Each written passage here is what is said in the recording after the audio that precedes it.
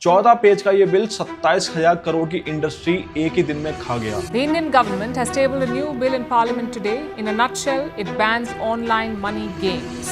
2024 में इंडिया का online gaming का मार्केट शेयर करीबन $3.7 बिलियन था और जिसमें से 86% online real money game contribute करता था और आज की डेट में वो बिल्कुल बंद हो गया। आज की डेट में वो इलीगल हो गया है और बैन हो गया है। करीब करीब स्टैब्लिश हो गया है कि ऑनलाइन गेमिंग के कारण, मनी गेमिंग के कारण सीरियस इम्पैक्ट आ रहा है फैमिलीज पे। मनी लॉन्ड्रिंग हो रही है, टेरर सपोर्ट हो रहा है। जी मैं रिक्वेस्ट करूंगा इस हाउस से इसको यूनानिमसली पास करें। तो ऐसा क्या है इस कानून में, तो समझते हैं, डिकोड करते हैं इस वीडियो में। चलिए शुरू करते हैं।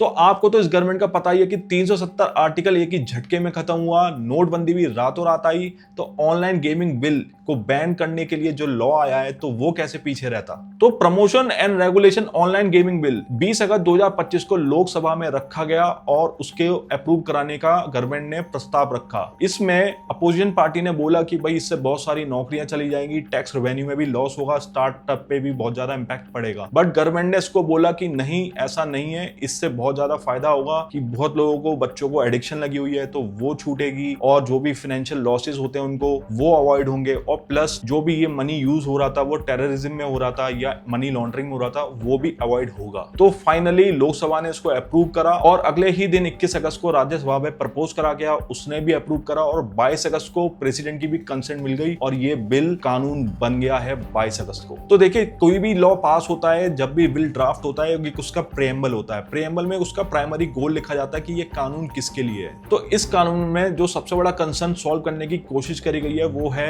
ऑनलाइन रियल मनी गेम को बैन करना। चाहे वो गेम ऑफ स्किल हो, चाहे वो गेम ऑफ चांस हो या मिक्स ऑफ चांस और स्किल हो, सबको ब्लैंकेटली बैन कर दिया गया है। और दूसरा, इस बिल का गोल है कि जो ई स्पोर्ट्स है, सोशल गेम है या एजुकेशनल गेम है, उसको प्रमोट करा जाए, उसको रेगुलेट करा जाए। देखिए, कानून तो ये 14 पेज का है, तो इसके जो रेलेवेंट प्रोविजन है मैं उसको एक एक करके डिटेल में डिकोड करूंगा और आपको समझाऊंगा कि इसका मतलब क्या है। तो सबसे पहले समझते हैं सेक्शन 1 को। सेक्शन 1 में कवरेज दी गई है और इसमें बोला है कि ये जो कानून है एक्सटेंड होता है to the whole India and applies to online money gaming service offered within territory of India और operated from outside the territory of India. तो इसका मतलब ये है कि ये कानून पूरे हिंदुस्तान में एप्लीकेबल होता है कि अगर आप ऑनलाइन गेमिंग इंडस्ट्री से बिलोंग करते हो या उससे रिलेटेड सर्विस ऑफर कर रहे हो। अब इससे कोई फर्क नहीं पड़ता कि आप चाहे इंडिया में बैठ के ये बिजनेस कर रहे हो या इंडिया से बाहर कर रहे हो। अगर आप इंडिया टेरिटरी में अपनी सर्विस ऑफर कर रहे हो ऑनलाइन गेमिंग की, तो ये कानून आप पे एप्लीकेबल होगा इररिस्पेक्टिव ऑफ कि आप इंडिया से ऑपरेट कर रहे हो या बाहर से ऑपरेट कर रहे हो। बट इसमें मैंने ये चीज देखी कि एक चीज इन्होंने ये छोड़ दी है, आई डोंट नो इंटेंशनली छोड़ी है या इस पे ध्यान नहीं दिया, कि अगर कोई इंडिया से ऑनलाइन गेमिंग बिजनेस कर रहा है और बाहर सर्विस प्रोवाइड कर रहा है तो क्या वो कवर होगा या नहीं होगा। क्योंकि इसमें लिखा नहीं है कानून में, देयरफॉर वो कवर नहीं होगा। तो देयरफॉर मेरा तो इंटरप्रिटेशन ये निकल रहा है कि अगर आप ऑनलाइन गेमिंग सर्विस प्रोवाइड कर रहे हो इंडिया से और बाहर सर्विस दे रहे हो तो ये कानून आप पे एप्लीकेबल नहीं होगा। बट इसमें एक और बात है कि जो गेमिंग एक्टिविटी है वो एक स्टेट सब्जेक्ट होता है, क्योंकि हर स्टेट अपना कानून बनाता है गेमिंग से रिलेटेड, गैम्बलिंग से रिलेटेड। तो ये कहीं ना कहीं सिक्किम में लीगल था और नागालैंड में लीगल था, लोग वहां से लाइसेंस लेते थे और बिजनेस करते थे। अब क्योंकि ये एक्ट पूरे इंडिया पे एप्लीकेबल होता है तो देयरफॉर जो भी जिसके पास लाइसेंस है गेम ऑफ स्किल्स का भी, तब भी वो एप्लीकेबल नहीं होगा। मतलब वो ब्लैंकेट उस पे बैन लग चुका है, चाहे उसके पास सिक्किम का लाइसेंस हो, नागालैंड का लाइसेंस हो या और किसी भी स्टेट का लाइसेंस हो। तो इस कानून ने जितने भी रेस्पेक्टिव स्टेट्स के गेम लॉ हैं उसको ओवररूल कर दिया है। तो ऐसा क्या जरूरत पड़ी इस कानून को लाने के लिए कि सारे के सारे स्टेट लॉ इनएप्लीकेबल हो गए। तो देखिए, इसको जानने के लिए हमें थोड़ा पीछे जाना पड़ेगा। तो देखिए, सबसे पहला जो हमारा इंडिया में गैम्बलिंग को प्रोहिबिट करने के लिए लॉ था वो था पब्लिक गैम्बलिंग एक्ट 1867। इस एक्ट में मोटा मोटा ये लिखा हुआ था सारी तरीके की गैम्बलिंग बैन है एक्सेप्ट गेम ऑफ स्किल। और इसके अलावा गैम्बलिंग स्टेट सब्जेक्ट था, तो हर स्टेट अपने तरीके से अपना लॉ बनाता था इसको रोकने के लिए, इसको रेगुलेट करने के लिए। तो देखिए जैसे तमिलनाडु हो गया, तेलंगाना हो गया, आंध्र प्रदेश हो गया, ये बहुत ज्यादा स्ट्रिक्ट थे, उन्होंने बिल्कुल ही बैन कर रखा था गैम्बलिंग को। और जैसे कि गोवा हो गया, सिक्किम हो गया, नागालैंड हो गया, वो थोड़ा सा फ्लेक्सिबल थे, उन्होंने उनको अलाउ कर रखा था। तो ये हमेशा से डिबेट चलती थी कि कौन सा गेम गेम ऑफ स्किल है और कौन सा गेम गेम ऑफ चांस है, क्योंकि अगर कोई गेम ऑफ चांस है तो ऑलमोस्ट सारी स्टेट ने बैन कर रखा था, कोई भी गेम ऑफ चांस को अलाउ नहीं करता था रियल मनी गेम में। एंड हाँ, गेम ऑफ स्किल को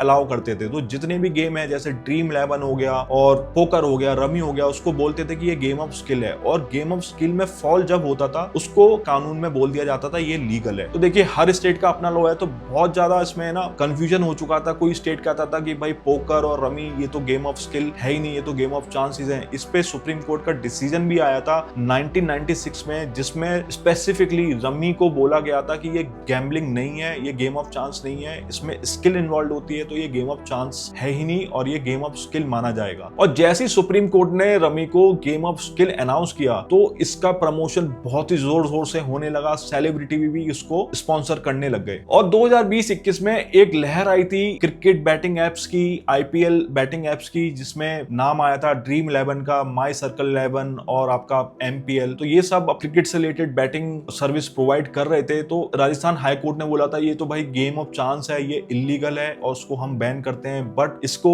सारे जो भी गेमिंग प्लेटफॉर्म थे उसको चैलेंज करा सुप्रीम कोर्ट में और बोला ये तो स्किल है, और सुप्रीम कोर्ट ने इसको अपहेल्ड किया डिसीजन को और बोला कि भाई ये गेम ऑफ स्किल माना जाएगा। देयरफॉर सारी जो क्रिकेट से रिलेटेड बैटिंग ऐप थी वो गेम ऑफ स्किल बन चुका था, वो लीगल बन चुका था और लोग इसको खेल रहे थे। तो इसी वजह से हर स्टेट में इनकंसिस्टेंसी थी कि भाई कोई तो कह रहा था कि ये सारे जो गेम है वो गेम ऑफ स्किल है, कोई कह रहा था गेम ऑफ चांसेस है। दूसरा, बच्चों में इतना एडिक्शन हो रहा था इन गेम्स का, पैसा वो लूज कर रहे थे, इवन सुसाइड के भी बहुत सारे केस सामने आ रहे थे। तो इसी वजह से ये कानून लाया गया और सारी ऑनलाइन रियल मनी गेमिंग को ब्लैंकेट बैन करार दे दिया गया। अब बात आती है कि ऑनलाइन मनी गेम को कैसे डिफाइन करा गया है इस लॉ में। वो लिखा हुआ है सेक्शन 2 सबसेक्शन जी के अंदर। इसमें बोला गया है कि online money game means online game irrespective of game is based on skill, chance और बोथ। मतलब ये चीज तो क्लियर कर दी गई है कि भाई चाहे गेम स्किल का हो चाहे चांस का हो, हमें मतलब नहीं है। अब सारे ऑनलाइन रिलेटेड गेम वो बैन हो गए हैं, अब आप उसको चला ही नहीं सकते अगर उसमें रियल मनी इन्वॉल्व है। आगे लिखा प्लेड बाय यूजर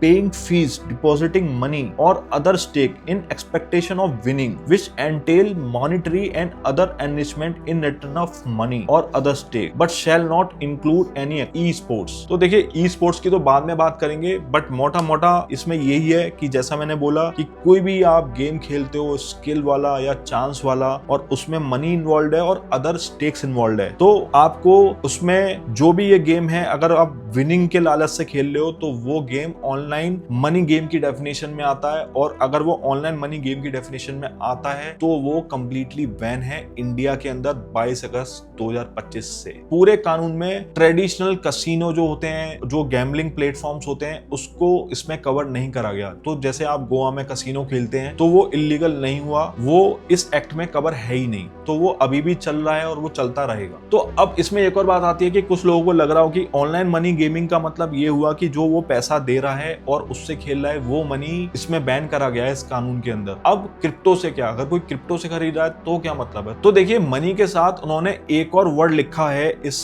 डेफिनेशन के अंदर, अदर स्टेक्स, और अदर स्टेक्स को भी अलग से डिफाइन करा है सबसेक्शन जे के अंदर। तो चलिए उसको भी पढ़ते हैं। तो अदर स्टेक्स की डेफिनेशन जो दी गई है वो दी है कि मींस एनीथिंग रिकॉग्नाइज्ड और इक्विवेलेंट और कन्वर्टेबल टू मनी और include credit, coins, token, objects और any other similar thing by whatever name called whether it is real और virtual which is purchased by paying money directly or by indirectly means as part of or in relation to online game। तो देखिए सब कुछ cover कर दिया है, coin भी cover कर दिया है, टोकन भी कवर कर दिया है, इवन क्रेडिट्स, ऑब्जेक्ट, इवन चाहे क्रिप्टो कॉइन भी ना हो वो भी कवर कर दिया है अगर वो कन्वर्टेबल है मनी से। तो देखिए क्रिप्टो इजीली कन्वर्टेबल होता है फिएट करेंसी में, तो देयरफॉर वो अदर स्टेक्स की डेफिनेशन में आता है। एंड जब अदर स्टेक की डेफिनेशन में आता है तो इवन ये ऑनलाइन मनी गेमिंग की डेफिनेशन में कवर होगा कि हाँ इवन आप क्रिप्टो से भी कोई गेम खेल रहे हो तो वो इस एक्ट के अंदर, इस लॉ के अंदर कवर होगा। अब बात आती है कि कोई बोलेगा कि भाई देखो मैं तो गेम सर्विस प्रोवाइडर हुई नहीं, मैं तो प्रमोट करता हूँ गेम को, मैं एडवर्टीजमेंट करता हूँ, या मैं तो यहाँ पे बस एक एक फाइनेंस फैसिलिटेटर हूं तो भाई मेरे को तो ये कानून लगेगा ही नहीं, मेरे पे तो कोई आंच नहीं आएगी, मेरे को कोई पेनल्टी लगेगी नहीं इस कानून के अंदर। तो देखो इसमें 3 तरीके के लोग कवर कर रहे हैं और बहुत स्मार्टली इस कानून को बनाया है कि सारे के सारे जो उसके बैकबोन है ऑनलाइन गेमिंग के सबको कवर कर लिया है, और कोई भी इसमें इन्वॉल्व होता है सबको पेनल्टी लगेगी और इवन जेल तक होगी। तो अब समझते हैं कि कौन कौन इस कानून के अंदर कवर है। तो देखिए सेक्शन 5, 6, 7 में डिफाइन करा गया है कि कौन कौन इन्वॉल्व होगा गेम में और किस किस को हम कल्प्रिट मानेंगे। पहला है कि कोई भी पर्सन जो ऑनलाइन मनी गेम या मनी गेमिंग सर्विस प्रोवाइड कर रहा है। दूसरा इसमें कवर करा है सेक्शन 6 के अंदर कि कोई भी एडवर्टीजमेंट कर रहा है ऑनलाइन या मैनुअली ट्रेडिशनली, कोई भी तरीके की एडवर्टीजमेंट कर रहा है तो इवन जो एडवर्टाइजर भी है वो भी माना जाएगा कि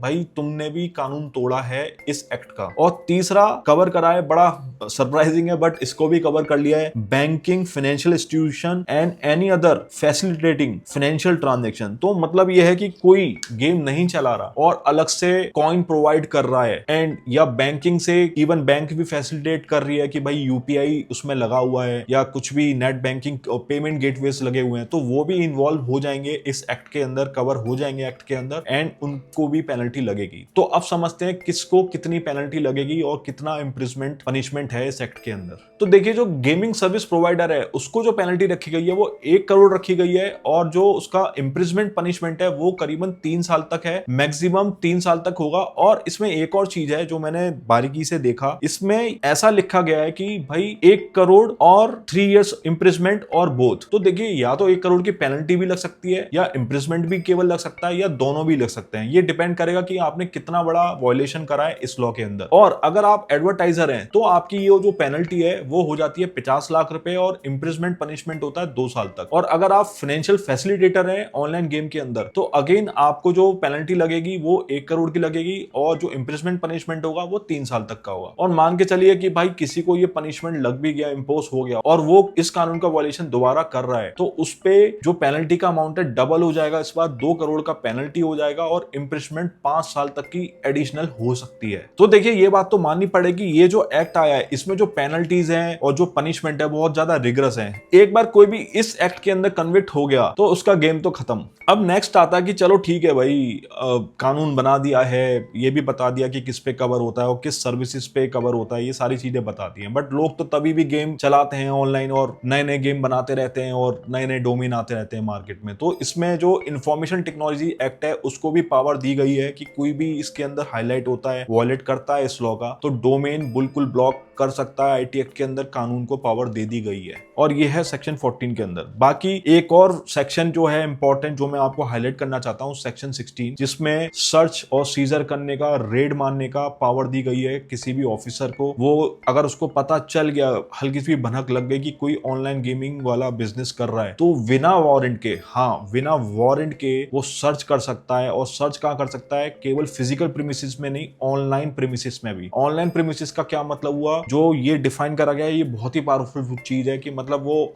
आपके, समझ रहे हैं, आपके सर्वर में घुस सकते हैं, आपके बैंकिंग में, आपके सोशल मीडिया में, आपके जो भी डिसेंट्रलाइज्ड वॉलेट होते हैं यूएसडीटी और जो भी आप रखते हैं क्रिप्टो कॉइन्स, तो वो कहीं किसी भी हद तक जा सकते हैं और वो भी विदाउट वारंट के। ये बहुत बड़ी चीज है, बहुत पावर दे दी गई है अब गवर्नमेंट ऑफिशियल को। और इसी के साथ साथ एक और प्रोविजन है जो मैं कनेक्ट करना चाहता हूं सेक्शन 16 के साथ, वो है सेक्शन 17। सेक्शन 17 में ये बोला है कि कोई भी ऑफिसर अगर रेड करेगा, सर्च करेगा तो उसके ऊपर कोई भी केस नहीं कर सकता उल्टा कि भाई इसने तो मुझे परेशान करने के लिए सर्च मारी है। तो देयरफॉर इसमें ऑफिशियल्स को बहुत ज्यादा प्रोटेक्शन दी गई है। तो किसी भी ऑफिशियल ने अगर सर्च करी है ऑनलाइन सर्विस गेम प्रोवाइडर को या जो भी एडवर्टाइजर हैं और फाइनेंशियल फैसिलिटेटर हैं, तो वो उल्टा उस ऑफिशियल पे कोई भी सूट फाइल नहीं कर सकते, कोई भी प्रोसिक्यूशन फाइल नहीं कर सकते और ना ही कोई लीगल प्रोसीडिंग कर सकते हैं। तो काफी पावर दी है, प्रोटेक्शन दी है गवर्नमेंट ऑफिशियल्स को इसके अंदर। तो देखिए अभी तक तो मैंने सारी डराने वाली बातें करी हैं, तो अब थोड़ा समझते हैं क्या इस एक्ट के अंदर पॉजिटिव चीजें हैं और क्या ऐसी चीजें की जिसमें गेमिंग को प्रमोट करने की भी बातें करी गई हैं। तो इस एक्ट में ये बोला गया है कि जो भी ई स्पोर्ट्स है, सोशल गेम्स हैं या एजुकेशनल गेम है, उसको प्रमोट करा करा जाएगा। तो अब समझते हैं कि ई स्पोर्ट्स की डेफिनेशन क्या है, ई स्पोर्ट्स किसको कहते हैं। तो देखिए ई स्पोर्ट्स की डेफिनेशन जो दी गई है सेक्शन 2 और सबसेक्शन सी में दी गई है, जिसमें बोला गया है कि भाई कोई भी मल्टी स्पोर्ट इवेंट हो या कोई भी कॉम्पिटिटिव इवेंट हो या कोई भी नेशनल स्पोर्ट गवर्नेंस एक्ट के अंदर गेम आता हो, और उसमें बोला गया है कि उसमें कोई फिजिकल इन्वॉल्वमेंट हो, मेंटल एजिलिटी हो या स्ट्रेटेजिक थिंकिंग हो और सिमिलर स्किल इन्वॉल्व हो एज अ प्लेयर, तो वो ई स्पोर्ट माना जाएगा। एंड प्लस इसमें यह भी बोला गया है कि ई स्पोर्ट अपना एक रजिस्ट्रेशन फीस ले सकता है, पार्टिसिपेशन फीस ले सकता है और कंपटीशन करा सकता है जो भी प्लेयर्स हैं, जो भी गेमर्स हैं उनके बीच में, एंड जो भी जीतेगा तो उसको परफॉर्मेंस बेस्ड प्राइज मनी दिया जाएगा उस प्लेयर को। तो देखिए कहीं ना कहीं इसमें वही बात आ गई है कि जो गेम ऑफ स्किल में होती है। हालांकि यहाँ मुझे लगता है डिस्प्यूट हो सकता है फ्यूचर में, यहाँ पे इंटरप्रिटेशन अलग अलग लोग ले सकते हैं कि भाई अब जो कोई भी गेम है और जो गेम सर्विस प्रोवाइडर है उसने पार्टिसिपेशन फीस ली है और करके उनके बीच में कंपटीशन कराया है और फिर प्राइज मनी दिया है। काफी गेमों में ऐसा होता है, मतलब मैं बोलूं देखा जाए तो पोकर में भी ऐसा ही होता है, रमी में भी ऐसा ही होता है। सब लोग पार्टिसिपेट करते हैं, पैसा रखते हैं, खेलते हैं अपना स्किल के बेसिस पे और फिर जीतते हैं। तो देखते हैं आगे फ्यूचर में क्या होता है, बट अभी डेफिनेशन में तो यही लिखा है कि हाँ मनी ले सकते हैं एज अ पार्टिसिपेशन मनी या रजिस्ट्रेशन फीस, एंड उसके बेसिस पे हम किसी को भी एक प्लेयर जो भी जीता उसको हम as a reward as a gift हम दे सकते हैं। बट इसमें एक और सबसेक्शन दे दिया गया है और उसमें दोबारा क्लेरिफाई कर दिया है कि अगर वो मनी इन्वॉल्व होता है प्लेसिंग ऑफ वेट्स में, वेजर्स में या कोई भी स्टेक में जैसे कि क्रिप्टो कॉइन हो गया, तो भाई उसको उसमें इंक्लूड नहीं करा जाएगा ई स्पोर्ट्स के अंदर, ई स्पोर्ट्स में वो नहीं आएगा। तो मोटा मोटा यह कि ई स्पोर्ट्स को अलग रखा है गेम ऑफ स्किल से और गेम ऑफ चांस से, और एक और डिफाइन करा गया है ऑनलाइन सोशल गेम, वो करा गया है सबसेक्शन आई के अंदर, और उसमें बोला गया कि हाँ सेम गेम कोई भी प्ले कर सकता है विदाउट एनी मॉनेटरी गेम। अगर कोई भी ऐसा गेम है जिसमें कोई मनी इन्वॉल्व ही नहीं है, कोई भी स्टेक इन्वॉल्व नहीं है, तो वो सोशल गेम माना जाएगा। तो उसको भी प्रमोट करने के लिए इस कानून में बात रखी गई है।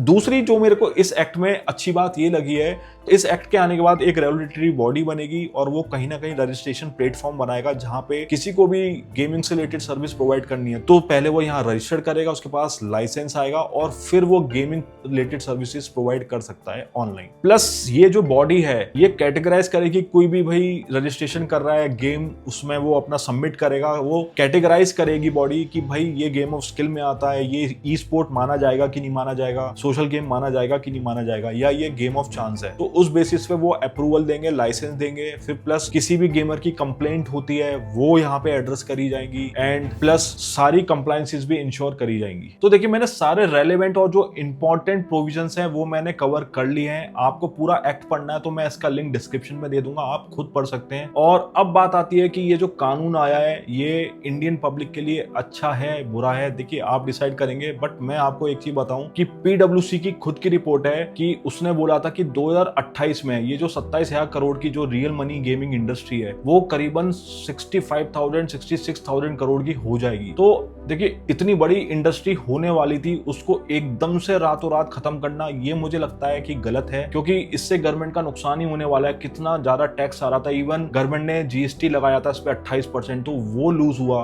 तो मान के चलिए 66,000 करोड़ पे 28% वो लूज हो गया। वो अल्टीमेटली गवर्नमेंट को आता तो उससे पब्लिक वेलफेयर होता, और अब वो मनी जो टैक्स रेवेन्यू था वो चला गया। दूसरा इसमें जो नुकसान होगा वो ये होगा कि देखिए इतनी बड़ी इंडस्ट्री है तो इसमें एम्प्लॉयमेंट था, अब सबकी नौकरी चली जाएगी या वो इंडिया से बाहर मूव होंगे, और कुछ लोगों के पास नहीं होती नॉलेज या कैपेबिलिटी नहीं होती बाहर मूव होने की, तो वो अनएम्प्लॉयड हो जाएंगे, क्योंकि मुझे लगता है कि अब गेमिंग इंडस्ट्री सब खत्म ही हो जाएगी। तीसरा मुझे लगता है कि अब प्रोटेक्शन नहीं मिलेगी इंडियन गेमर्स को। देखिए जिसको गेम खेलना है वो खेलेगा। आप देखिए ना कि फॉरेक्स भी इलीगल है, लोग कर रहे हैं, अब वो कहाँ कर रहे हैं, वो अनरेगुलेटेड प्लेटफॉर्म के अंदर कर रहे हैं। अब अनरेगुलेटेड प्लेटफॉर्म उनका पैसा मार ले तो भाई कोई सुनवाई नहीं है। अब जो क्रिप्टो ट्रेडिंग भी लोग कर रहे हैं वो बाहर के प्लेटफॉर्म से कर रहे हैं, ये बचने के लिए कि भाई 30% क्रिप्टो टैक्स नहीं देना, क्योंकि इंडियन गवर्नमेंट उस पे लॉस ऑफसेट भी करके नहीं दे रही है और फ्लैट 30% लगा रही है। मान के चलो कि भाई किसी ने 5 लाख रुपए का क्रिप्टो ट्रेडिंग करा है और इनकम करी है और 6 लाख का लॉस करा है, तो वो ये कह रहे हैं कि भाई तुम्हारा नेट 1 लाख का लॉस हुआ, उससे कोई मतलब नहीं है। 5 लाख का जो प्रॉफिट हुआ उस पर 30% दे दो, मतलब 1.5 लाख रुपए गवर्नमेंट को दे दो, चाहे उस बंदे का 1 लाख का लॉस हो गया, तो वो मजबूरी से बाहर जा रहा है। वो ऐसे प्लेटफॉर्म पे काम कर रहा है जो अपने इंडियन बॉडी रेगुलेटरी बॉडी से वो रजिस्टर्ड ही नहीं है, और जब नहीं है तो भाई वो तो अपनी मनमानी करेगा, वो पैसे मतलब बोलेगा कि भाई तूने करा ही नहीं है मुझसे ट्रेड, मैं तेरे को पैसे नहीं दे रहा, वो उखाड़ ले मेरा, क्या उखाड़ेगा। तो वही सेम चीज हो रही है। तो अब ऑनलाइन गेमिंग में भी यही होगा फ्यूचर में कि भाई सब लोग जिसको खेलना है खेलेंगे, वीपीएन से खेलेंगे, रोक लो। अब आईटी एक्ट में आप लेके आ गए हो कि भाई ब्लॉक कर देंगे डोमेन, ठीक है, लोग वीपीएन से खेलते हैं, वीपीएन से ट्रेडिंग करते हैं, वीपीएन से क्रिप्टो ट्रेडिंग करते हैं, साइन अप करते हैं। तो यही सेम होने वाला है कि फ्यूचर में जो ऑनलाइन गेमिंग खेलने को तो कोई रोक नहीं सकता, और आगे जाके लोग खेलेंगे। बस इससे नुकसान ये हो गया कि अब जो इंडियन सिटीजन को प्रोटेक्शन मिलती अब वो नहीं मिलेगी। ठीक है, मेरा इसमें ओपिनियन ये था कि एटलीस्ट गेम ऑफ स्किल्स को ब्लैंकेट बैन नहीं करना चाहिए था, इवन उसको रेगुलेट करना चाहिए था, क्योंकि रेगुलेटरी बॉडी तो ऑलरेडी फ्रेम हो रही है। तो उस रेगुलेटरी बॉडी को बोलना चाहिए था कि भाई जो भी गेम ऑफ स्किल है आप उसको सही से देखो, क्रॉस वेरीफाई करो, वैलिडेट करो, उसका एल्गोरिदम ऐसा है कि वो फेयर होना चाहिए, ऐसा नहीं होना चाहिए कि इसमें प्लेयर हमेशा हारे ही हारे। तो इस तरीके से एल्गोरिदम को वो वेरीफाई करते, रेगुलेट करते, तो कहीं ना कहीं भाई एक फेयरनेस आती। क्योंकि देखिए ट्रेडिशनल कैसीनो भी तो चल ही रहा है, तो हम ऑनलाइन गेमिंग को क्यों नहीं रेगुलेट कर सकते हैं? कर सकते हैं। आप क्यों बैन कर रहे हो भाई, मेरे समझ में नहीं आ रहा। आप बैन करोगे और लोग खेलेंगे। दूसरी बात, गवर्नमेंट का टैक्स रेवेन्यू लूज हुआ। अब जो भी पैसा है वो इसमें जो आने वाला था जिस पर पब्लिक वेलफेयर में यूज होता फ्यूचर में, तो वो नहीं होगा। आपको लग रहा है कि भाई लोगों का फाइनेंशियल लॉस हो रहा है, एडिक्ट हो रहे हैं या कोई सुसाइड कर रहा है, भाई जो रेवेन्यू आ रहा है, जो टैक्स रेवेन्यू आ रहा है उससे उनकी हेल्प करो ना। वो क्यों नहीं करना चाहते हो भाई? Blanket ban is not a solution. तीसरा ये है कि गेम ऑफ स्किल को, या इवन मैं बोलूं गेम ऑफ चांस को भी अगर ये रेगुलाइज करते और बोलते कि भाई आपको लाइसेंस लेना पड़ेगा, अगर आपको ऐसा गेम सर्विस ऑफर करनी है इंडिया के अंदर, तो वो लाइसेंस लेते और अपनी वेबसाइट पे लगाते। तो गेमर जो प्लेयर है वो क्या करता, वो ऐसी प्लेटफॉर्म पे खेलता जिसके पास लाइसेंस है, और जिसके पास लाइसेंस नहीं है वो उसको अवॉइड करता। एंड जो भी जिसके पास लाइसेंस नहीं है, तो देयरफॉर इसका मतलब आप ये समझो कि जो भी अनफेयर प्लेटफॉर्म है उससे वो प्लेयर बचता, और वो अल्टीमेटली जो फाइनेंशियल लॉस हो रहा है, ऐसे प्लेटफॉर्म चल रहे हैं जहां पे प्लेयर हारता ही हारता है, उस पे वो जाता ही नहीं, और जब जाता ही नहीं तो फाइनेंशियल लॉस होता ही नहीं। तो उसको कंट्रोल करना चाहिए था, ना कि ब्लैंकेट बैन लगाना चाहिए था। क्योंकि अब ब्लैंकेट बैन लग गया है तो अब कोई चॉइस ही नहीं है। जो भी सर्विस प्रोवाइडर हैं सब बाहर से गेम खिलाएंगे, उनको कोई रोकने वाला नहीं है, तो सब और हारेंगे गेम। और इसका जो एल्गोरिथम होगा विन लूज का, तो लूज के चांसेस और ज्यादा बढ़ जाएंगे, विनिंग का तो कुछ अब रहेगा ही नहीं। तो मान के चलो जो भी गेम खिला भी रहा है सब उसका पैसा है, और उस पर इवन वो टैक्स भी नहीं पे करेगा अब तो जैसे गुजरात में लिकर बैन है, गुटखा बैन है, पब्लिक में स्मोकिंग बैन है, अब ऐसे ही ऑनलाइन गेमिंग बैन हो जाएगी इंडिया में। समझदार को इशारा काफी है, इससे ज्यादा क्या ही बोलूं। बट ऐसा नहीं है कि जो बोनाफाइड गेम सर्विस प्रोवाइडर हैं उनके लिए सब कुछ खत्म हो चुका है। बहुत सारी ऐसी कंट्री हैं जहां से आप गेमिंग लाइसेंस ले सकते हो, जैसे कि हो गया क्यूरोसो, आइजल ऑफ मैन, माल्टा, और कोस्टारिका से भी आपको लाइसेंस मिल जाता है, यूके से भी लाइसेंस मिल जाता है। तो आप यहाँ से लाइसेंस लेके दूसरी कंट्री में ऑनलाइन गेमिंग सर्विस प्रोवाइड कर सकते हो। अगर आपको इस पर डिटेल वीडियो चाहिए तो कमेंट करें, मैं इस पर वीडियो बनाऊंगा। और ये वीडियो आपको अच्छा लगा हो तो लाइक करें, शेयर करें और सब्सक्राइब करना ना भूलें।